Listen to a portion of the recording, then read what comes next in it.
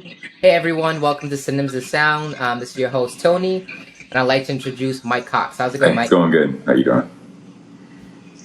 I'm doing extremely well. Thank you so much for being on the show today. Greatly appreciated. I feel like this is such a timely uh, time for us to talk about yourself and your career, but more so about the situation that you recently won in regards to your malpractice lawsuit. Especially everything that's happening within the Black community when it comes to medicine. But I know your career and you as an individual is much more than that lawsuit. So I want to start from the beginning. More so, just getting a sense of who you are, a little about your family, your upbringing will be great. Okay. Yeah, I guess where should I start? Tell us a little bit about yourself. Are you your only child? You have siblings? Tell us a little bit about yourself. Okay. Well, yeah, I have a younger brother, a younger sister. My brother's 2 years younger than me, and sister 10 years younger. Yeah, Mm-hmm. got a mom and dad at home. I grew up in Boston, Massachusetts.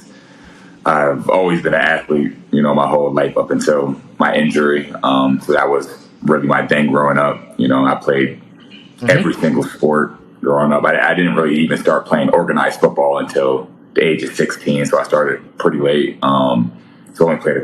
Wow, that's very late. Yeah, yeah. So I played a couple years in high school, before committing to Michigan. So I played football at University of Michigan, and then things didn't go exactly as planned there. That's why I ended up transferring to University of Massachusetts for a semester or for that football season.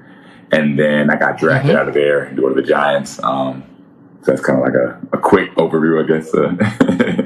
Okay, that's a good overview. Yeah. And you were drafted to the Giants in 2013, round seven, Yes. correct? Yeah. All right. So we're gonna dive into that, but before jumping into that, out of all your siblings, who was the better athlete? And be honest. Who you said who was the best athlete?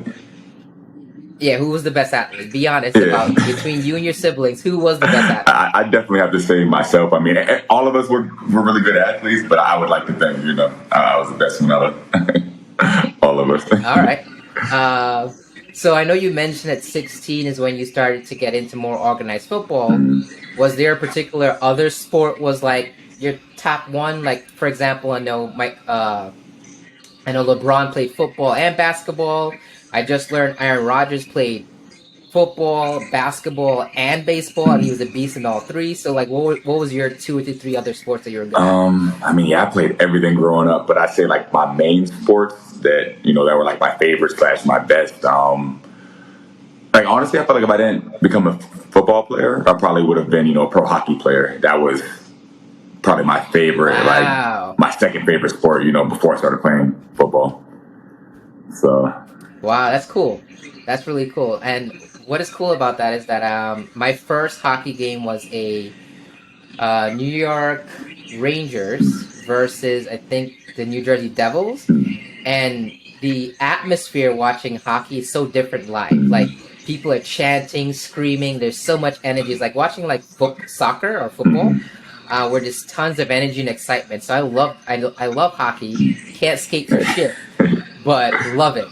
What position did you play when you were playing hockey? I played everything, but my main position was center. Center. Yeah. So you like to control the pace of the game, navigate the puck. Read what's happening with the defense. That's awesome. That's awesome. Definitely, definitely.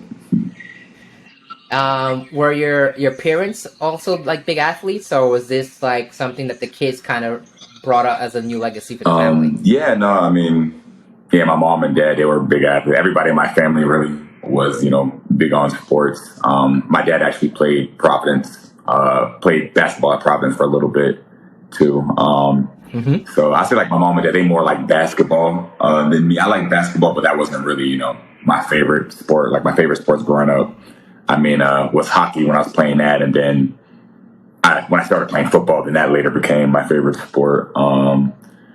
So yeah, those were, my things that kind of like Gotcha. basketball more. And I'm just really intrigued about the hockey thing, so I'll just ask one more hockey question. So, what drew you to hockey? And this might be a stereotype, but I don't feel there's a lot of brothers playing hockey, to be I honest. A mean, lot of brothers like really driving towards hockey. So, what got you into for hockey? sure. I mean, yeah, it's, predominantly a white sport for sure. And I was always, since like a young kid, I was always like kind of interested in it because I love just like physical sports, whether, it was like football, boxing or lacrosse or just, just physical sports. And so watching hockey, I always was interested in that. And then there was this program called Score Boston growing up. And my dad was friends with the guy that actually was doing the program for Boston. They do it all over the country, just like in inner cities all across America. I think they have like a Score Compton in LA. We got a Score Harlem in New York. So just to give, the opportunity to underprivileged, kind of kids in the inner cities, teach them how to play hockey. That's and so it kind of just worked out that I already liked hockey. And then my dad had a friend that was like, oh, I'm starting this program, teach inner city kids how to play hockey. And then that's really how I learned, they had like all the equipment and everything and helped me out and, taught me how to play. And I just really excelled from that point. Yeah, and that's interesting because I know like there's certain sports where getting the equipment or getting the startup to get into the sport is really expensive. For example, golf is a sport that's super expensive. To get trained, to get Yeah. access to the equipment, super expensive. And again, there's not a lot of representation of us in there, so it'd be great to have more programs like that, getting more brothers and sisters into golf. So that's awesome. Yeah. So, what gave you the green light that football was going to be my ticket to like success or athletic success? Like, what told you that football was the ticket? So I mean, like ever since I was a little kid, I never knew what sport I was going to be proing, but like I always felt like, I'm gonna be a pro athlete. That was, my dream, and I felt like I had the ability, and that was just always my goal and focus growing up. And so it wasn't, I didn't always think I was going to be a pro football player. Like for example, I was playing hockey. I really thought I was going to be a pro hockey player. But when I decided, to switch over to football, and then that's when I was like, okay, this is really, probably going to be it. But I didn't really make that decision until I got offered. I got a bunch of scholarship offers to play football for college, and then I committed to Michigan. And once I did that, it was like, okay, now, this is going to be my focus. This is what I want to become pro in. And, I was very confident in that. But I think what really made me feel like, okay, I know I'll be able to go pro in it. Even though I always felt that way, I think once I got to college and really saw people that were going pro, like literally, at practicing with them and, seeing them play in person and everything, it's like, if I don't go pro, it's only, my fault because I know I'm better than these people. Like I know that, I can do these things that these other people did, And so at that point it was like, before it was just me kind of like thinking, being like very confident, but then literally sitting with people and playing with people that are going pro and being like, wow, like I'm better than this guy. So if he can make it, like I should definitely be able to make it too. So. I mean, you know what? Every athlete got to have a little bit of an ego. They got to feel themselves. They the best. They that guy. I'm him. So I understand it. So I definitely think pro athletes have a different mentality when it comes to their craft and their sport. Like they got to believe in yourself first, and then other people believe in your talent. So that's amazing. Were you always doing the running back position or return specialist? Was that what you were doing in college and high school, or was that something that developed later on in your career? So I started playing football late, 16 years old. So I didn't even really know what position or anything I was going to play. But growing up, I always loved, just like watching like wide receivers, running back, skill type positions like that. So I always, enjoyed watching that and thought of myself as maybe being in a position like that. But I really didn't know. So I was open. I'm like, coaches, you guys know football better than me. I've never played organized football before. So just throw me wherever. And they did that at first. And really, I think because I was always big for my age. So I would say at the age of 12, I was almost the same size I am now. Like all my clothes from middle school and everything, they still fit, And so I was like a big kid. Shit. Yeah, definitely. So I was always like a very big kid. And, usually when you're that big, they don't expect you to be, that fast or agile or, have those type of skills. And so they were like, oh, maybe you'll be like a tight end or maybe you'll be, a linebacker or something like that. And really what got me to running back was I was playing linebacker when I first started, just like in practice. And they had me in linebacker drills. and they had like a drill where the linebacker had to, tackle a running back. And they're like, okay, Mike, just pretend to be a running back here, and we got to tackle you. And I remember I was doing the drill, and I think it was like the captain of the team, like senior linebacker, all-star player, was trying to tackle me, and he just couldn't do it. He couldn't touch you. He couldn't even touch me. Yeah, like he just couldn't even, And so it's just nobody could tackle me, and they were like, this kid can play running back. Like we have, like he's never played football before, and he's going against one of the best people on our team, like, all-star linebacker, and he can't tackle him, like no matter how many times he tries. And at that point, they were like, I see your future, at running back. And I've really never played anything else since. I always just, a running back. Yeah, running back, wide receiver. Yeah. Okay. So if you could turn back time and pick your own position with this knowledge you have now, would you still want to be running back, or would you have done something different? No, I think I would have still been running back. 'Cause I just feel like that's like my skill set fits running back the best, and running back was just the most exciting position to me because you get to do everything as a running back. I get to run out, be a wide receiver for some plays. I can be in the backfield, catch the ball. I can block, I can run it. Sometimes even, I was playing quarterback in the backfield. So I really got to play so many different positions, and that just, excited me because it wasn't like, I only did one thing. I got to do everything at that one position. So I really felt like it fit me best, and it was just the most fun to me. All right. So I know you mentioned that you like some sports that have some physical contact. So is scoring a touchdown more fun, or running somebody over like a truck more fun? That's difficult. I mean, they both are definitely very fun. I would probably say I would have to say scoring a touchdown, just because it's like, you're scoring a touchdown, but I mean, they're both right there though.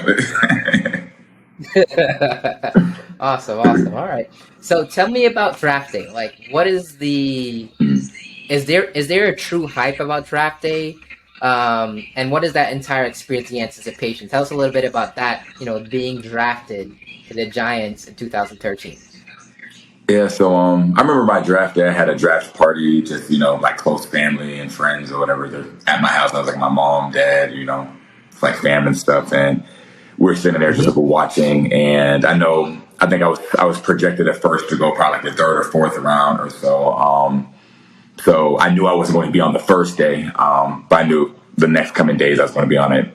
So we were really just like sitting there watching the TV and everything. And it's a long process. I mean, it's a 3-day process. So if you don't want to really be sitting there on the TV watching the whole time just because it's so long, you feel like anxious and stuff. And so I know personally, like what I did, I was really playing video games half the time, like just to get my mind off of it, as opposed to just like sitting there watching the TV. Then it's like, you think you're about to get drafted somewhere, you might get some calls or something, and then if they don't draft you, it's like, oh, the next time that I'm most likely that I can maybe get drafted might be, 8 picks from now. And then it's like, that's another like 2-hour wait or whatever it is. So it's just like, oh, that's kind of, just anxious. So I was like playing video games, just hanging out.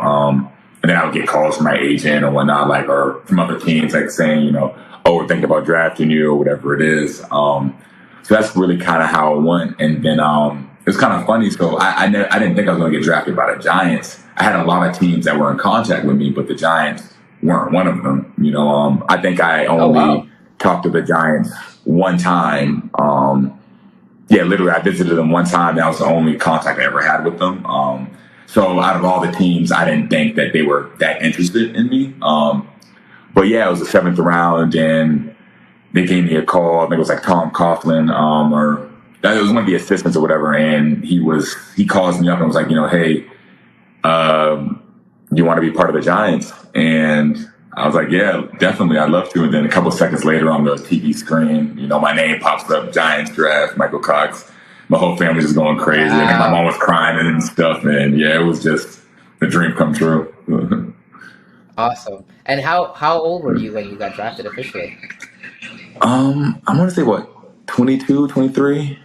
Yeah, 22, 23. Damn, bro. Around there. That's young. About to be an NFL superstar. That's crazy.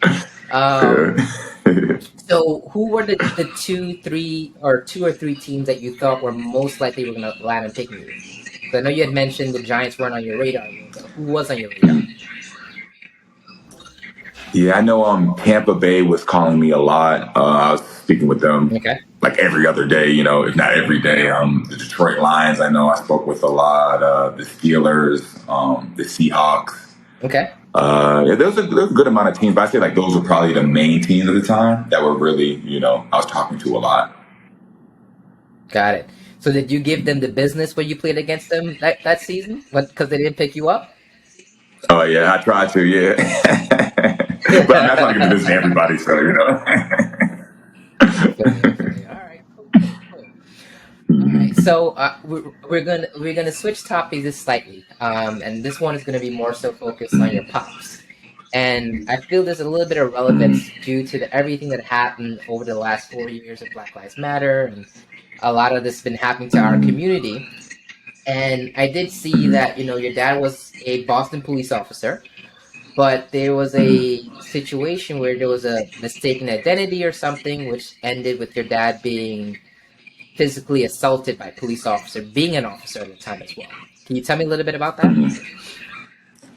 Yeah, I mean, I was very young at the time, so as far as like me remembering things, I don't remember that. I was maybe 7 years old. Really, all I remember, my dad coming home and people just telling like my mom just saying, he had a work accident or whatever, and he just like looked really bad. He was in bed, and I remember like my brother like not even recognizing him, like that's not my daddy. Just just because he was so hurt looking. Yeah, but I knew, I was like old enough to tell that he was just hurt. That was still him. And so I didn't really know too much about it till like years and years later. And then I learned, kind of more once I got older. But yeah, so I learned just, later on in life, to be honest, about the whole situation.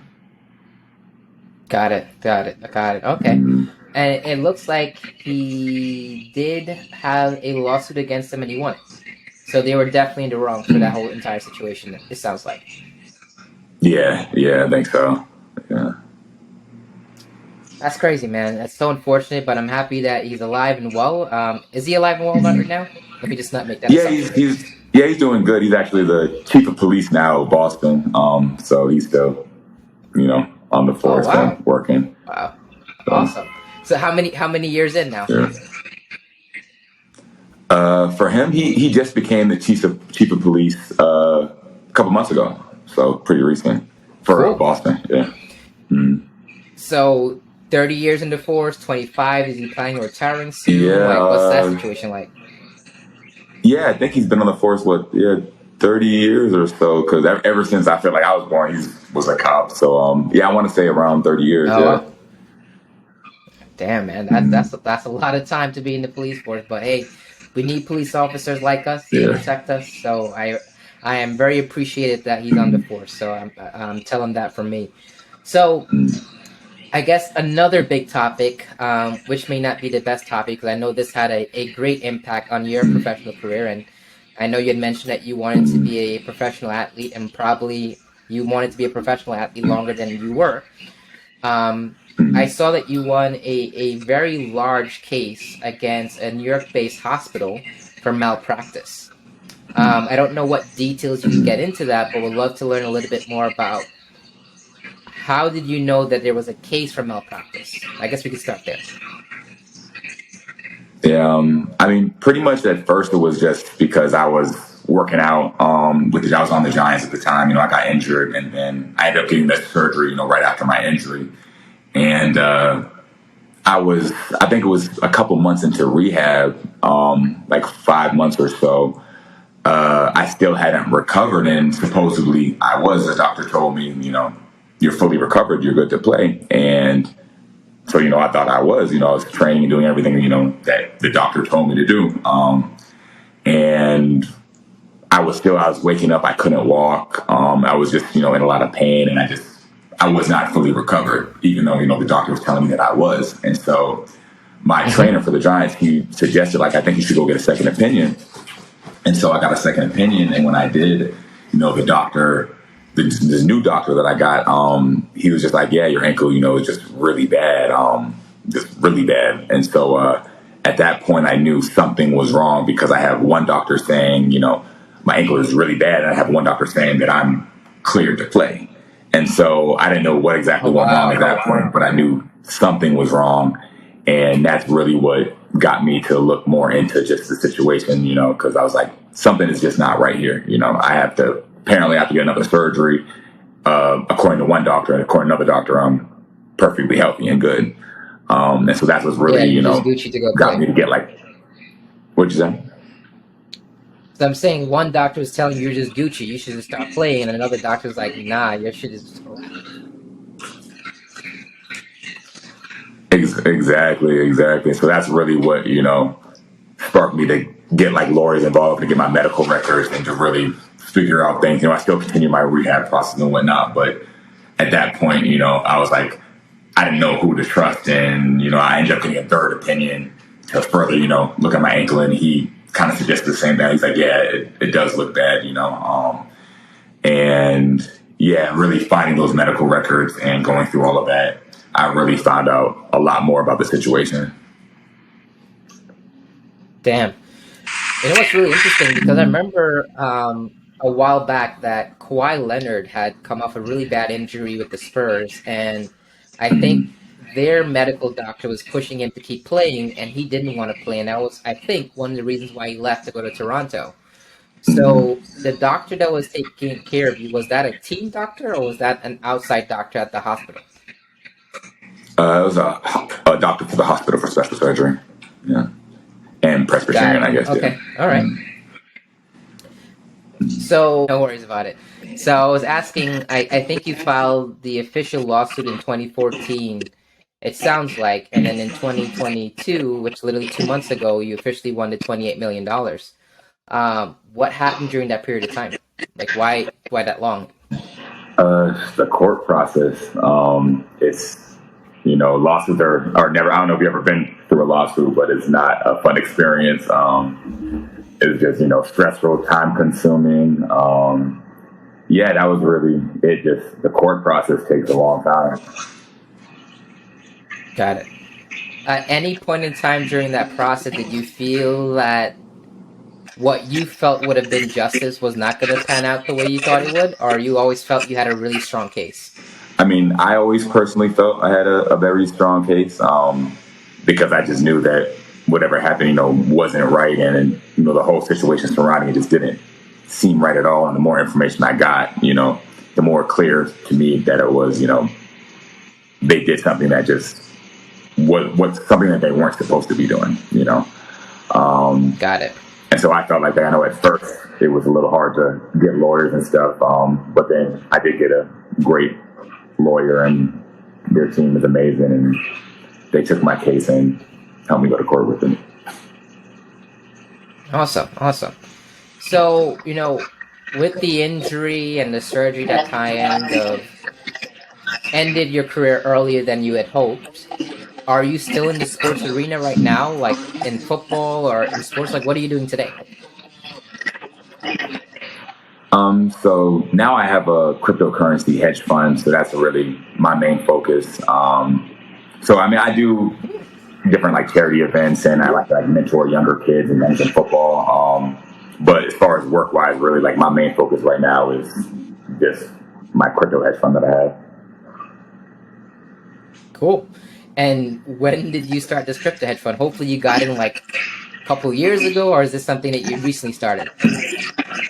No, I've been involved in the space for a while now, but as far as the hedge fund, I started more so recently. But I've been involved in crypto for it's been really since 2015 or so. Yeah. Oh, okay. So you got in when the getting in was a good time.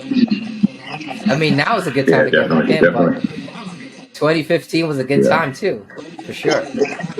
Yeah. Awesome. So with this, I guess, with this new win,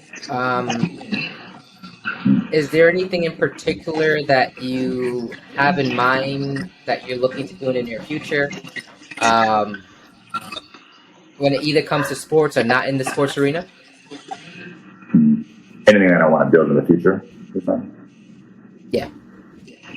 Correct. Um, yeah, I mean, really, I guess obviously I want to work on, my business. That's the main focus. And I really want to start eventually a nonprofit where I can go around the world and kind of teach kids about just finance, financial literacy, and also, help them with sports and just really whatever sparks their interest and show them there's other ways. And I guess kind of what is always presented to people growing up, like you don't always have to go just one certain route. There's other things that you can do to be happy and successful at. Got it. Okay. And I just one of the general topic, and then we'll kind of wrap things up. I know one thing that the Black community may not be very forefront about is like when it comes to mental health.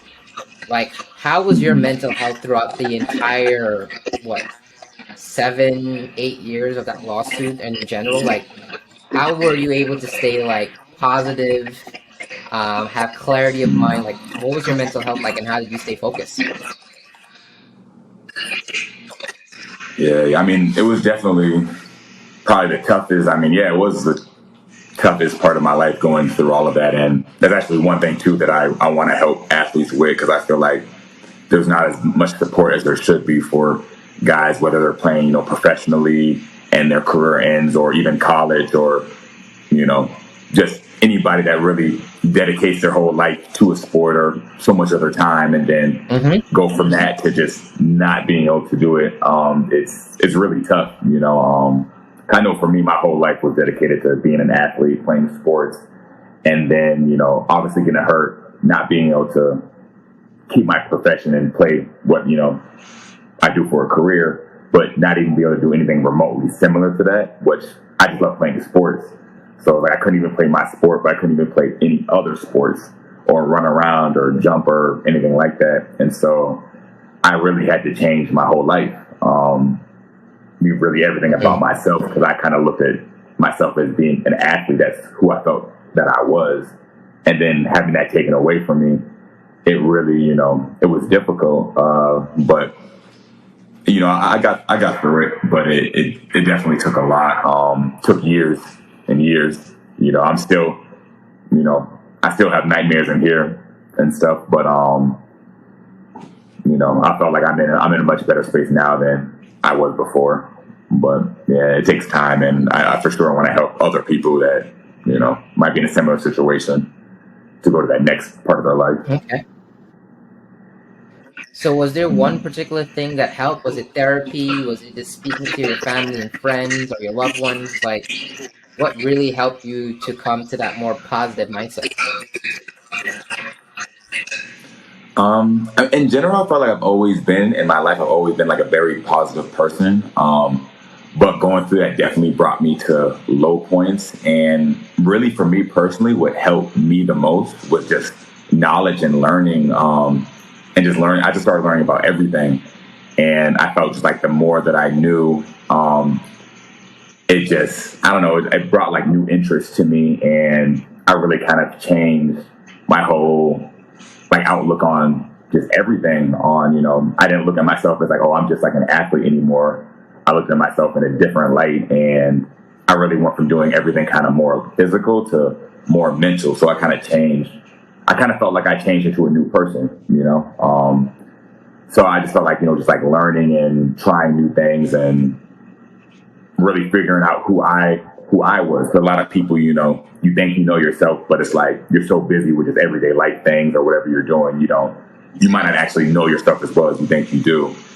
But you sit down in a room by yourself for a week straight, you're going to learn something about yourself. A lot of people don't do those types of things. So I say that, and like you said, like talking with family or friends, that definitely helps. It's sometimes harder, especially being, like a male or athlete, especially football player. It's like you're supposed to be these tough guys, can't show weakness. You grow up your whole life like that. So it's, it's hard to do. Especially because like a lot of guys, they just don't want to feel like embarrassed or, and also on top of it, a lot of people don't understand. Like a lot of people just wouldn't understand like, oh, you don't play football anymore. Like, who cares? Like maybe you have money and it's like, oh, well, you're fine. Like, you're good. Like they just don't understand the Yeah, toll that money it could doesn't take bring on always you just happiness. from Yeah. yeah, exactly. And then it's like the people that can relate to it more so are more, might be other football players, but it's like the culture around it is, I feel like it's getting better now, but it's really, kind of like a tough man, kind of like, oh, don't cry, don't, show your emotions type of culture. So it's definitely difficult. Got it. Got it. Got it. All right. So, like, there's one question we typically like to ask towards the end of our show is like, how do you block out the noise? How do you block out the negativity? If you're focused on a task, like, how do you lock into that task? Like, how do you block out everything? How I focus is, I mean, really, it's just that I focus, and the negativity, it's just fuel to the fire, I kind of like negativity because it does a couple of things, right? It's either like I look at it, and sometimes negativity is true. Sometimes it's like, oh wow, like that is something that I'm lacking. Maybe that is a flaw on mine. Let me work on that, right? And then the other aspect is, let's just say that they're completely wrong and it's not really valid what they're saying. And then it's like, okay, like I'm gonna do this so good that, you know, they can't even reasonably say that. They're just gonna look crazy, right? So it's like, and I know for me, I just always love the feeling of proving people wrong and doing something that no one would expect me to do. And so I already had that passion to, play the sport or whatever I'm doing. And then it was like people doubting me. That just gave me more reason to be like, oh yeah, I'm gonna do even better, just to prove them Gotcha. wrong. So yeah, I embraced it. Okay. I guess I just Yeah. always embraced the good and the bad. I embrace both of it, yeah, all of it. Awesome. Awesome. All right. So the last question. So, what's a new hobby that you have that you're passionate about? um, I guess my personality, I don't really have too many hobbies like that. I guess like I'm a very just like focused person, like growing up my whole life, with sports. And I guess maybe like a hobby of mine was, I don't know, I like movies, like maybe I Movies is had I good. had a dog, playing with him.